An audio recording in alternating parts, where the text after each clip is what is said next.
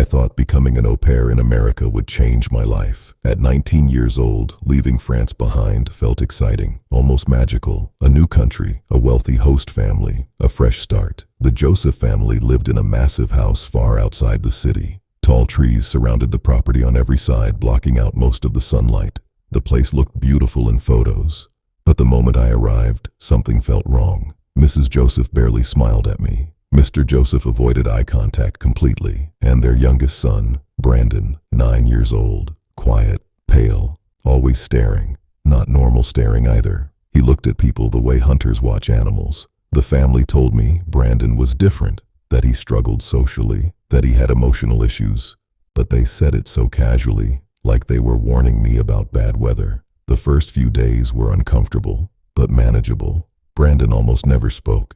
He would just stand in doorways silently, watching me. Sometimes I'd turn around and find him already there. No footsteps, no sound, just staring. One afternoon I was cleaning my room when I noticed something strange under the blanket. Tiny bumps. I pulled back the sheets slowly and froze.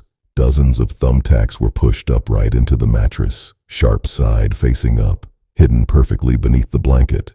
If I had jumped into bed that night, they would have gone straight into my back.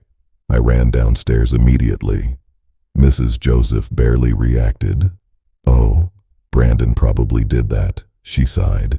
"He likes pranks." "Pranks?" I looked toward Brandon. He was sitting at the kitchen table, smiling at me, not laughing, not embarrassed, just smiling. That cold, empty smile. After that, things got worse. Every single day felt heavier. The house felt quieter, darker, and Brandon seemed to enjoy my fear. One morning, I noticed dirt all over the hallway floor leading to the backyard. I followed the trail outside. At first, I thought it was garbage scattered near the garden. Then I looked closer. Animals, dead animals, squirrels, birds, rabbits, cut open. Some were missing eyes. Some looked skinned.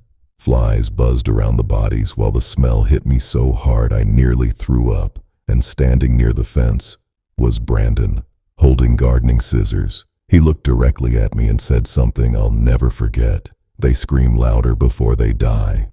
I couldn't breathe. I went straight to his parents. This time, they looked annoyed instead of concerned. Mr. Joseph actually laughed. "Boys are curious," he said. "Curious? There were mutilated animals buried in their backyard." I started locking my bedroom door after that. Every night I'd hear soft footsteps outside my room, slow, dragging. Sometimes the doorknob would turn slightly, then stop.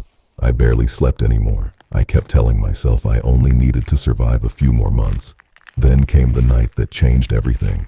Around 3 a.m., I woke up suddenly, no idea why. The room was completely dark except for a faint light coming from the hallway. At first I thought I was still dreaming. Then I saw him, Brandon, standing beside my bed, holding a kitchen knife. I couldn't move.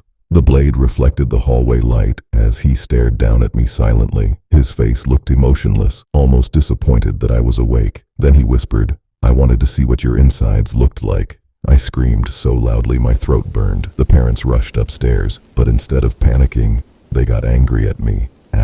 Mr. Joseph grabbed Brandon and told me I was overreacting. Mrs. Joseph said I was emotionally unstable. The next morning they acted like nothing happened. That's when I realized something horrifying. They knew exactly what their son was, and they were protecting him. A few days later, things became even worse. Mrs. Joseph stormed into my room accusing me of stealing jewelry. I told her I hadn't touched anything, but suddenly both parents were screaming at me, calling me a liar, threatening police. I knew it wasn't real. They wanted me gone. And deep down, I think they knew their son was getting closer to doing something irreversible. I packed my bags that same night. As I walked toward the taxi outside, I looked back at the upstairs window. Brandon was standing there, watching me leave, smiling again, that same cold smile. The taxi driver asked if I was okay. I remember looking back at the house one last time and saying, "No." Years later, I still wake up thinking about that family, about the silence inside that house, about those dead animals in the garden, about waking up to a child holding a knife over my bed. But the thing that scares me most is knowing Brandon would be an adult now. I thought moving to Northern California would be the start of a new life. New country, new family, new experiences. At first, everything felt perfect. The neighborhood was quiet. The host family treated me well. And every evening after work, I would walk through the small downtown streets just to clear my head. That's where I met him. A man named Sebi. He approached me at a crowded bar one Friday night. Nothing unusual about him at first. Soft voice, calm smile. The kind of person you forget seconds after meeting them. But somehow, he already knew my name. I remember freezing for a second. I never told him. He laughed it off casually, said maybe he overheard someone say it, and in the noise of the bar, I convinced myself that made sense. Now, I wish I had trusted my instincts, because from the very beginning, something about him felt wrong. The next few days became strange. I started seeing him everywhere, at the grocery store, near the park where I took the kids, even outside a coffee shop miles away from where we first met. Every time, he acted surprised to see me, like fate kept bringing us together. But it wasn't fate. It was something much worse. One night, he invited me over for dinner. I almost said no, but he seemed harmless, polite, intelligent, quiet, and I didn't know then that predators don't always look dangerous. Sometimes they look normal. His apartment was disturbingly clean. No family photos, no decorations, just white walls, silence, and a strange smell in the air. Then he left the room for a moment. That's when I saw the folder sitting open on his desk. The folder was labeled, "Wife." I laughed nervously at first. I thought maybe it belonged to an ex-girlfriend, but when I opened it, my blood turned cold.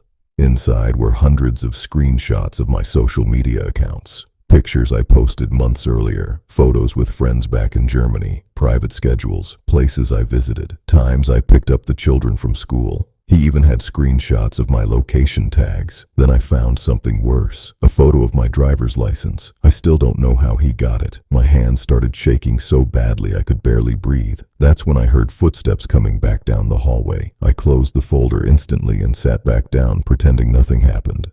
But from that moment, I knew I was sitting inside a stranger's apartment, completely alone, with someone who had been secretly watching me for months. The entire dinner felt unreal. Sebi smiled the whole time, talking casually, as if nothing was wrong. But now I noticed things I missed before. The way he stared too long. The way he repeated details about my life I never told him. The way he spoke about destiny. I wanted to leave immediately, but I was terrified that if he noticed my fear, something terrible would happen. So I waited, pretended to smile, pretended everything was normal. And the second I got outside, I ran. I didn't even look back. For weeks after that, I barely slept. Then one night, my host's father asked me something strange. "Do you know the man parked outside?" My stomach dropped instantly. I looked through the window, and there he was, Sebi, sitting alone inside a dark car across the street, not moving, just watching the house. The moment he realized we saw him, he slowly drove away. But he kept coming back, sometimes late at night, sometimes early in the morning. Always watching, always waiting. I deleted my social media, changed my routines, stopped going out alone. But even now, years later, I still get terrified whenever I see the same car parked too long near my home. Because some people don't just stalk your online profile, they study your life. And the scariest part is, you usually don't realize it until they already know everything about you.